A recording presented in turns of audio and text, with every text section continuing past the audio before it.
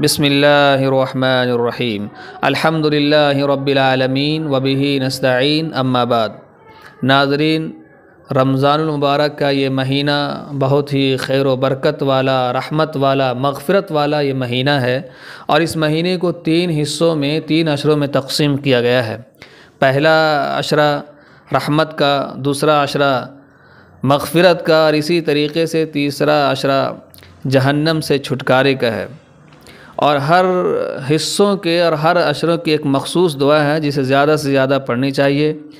رمضان المبارک کے پہلے عشرے کی دعا یہ ہے، رب اغفر وارحم وانت خیر الراحمین۔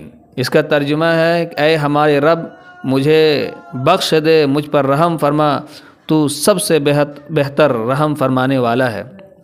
تمام احباب کو زیادہ سے زیادہ اس دعا کو پڑھنی چاہیے۔ اللہ پاک سب پر اپنی رحمتیں، برکتیں نازل فرمائیں۔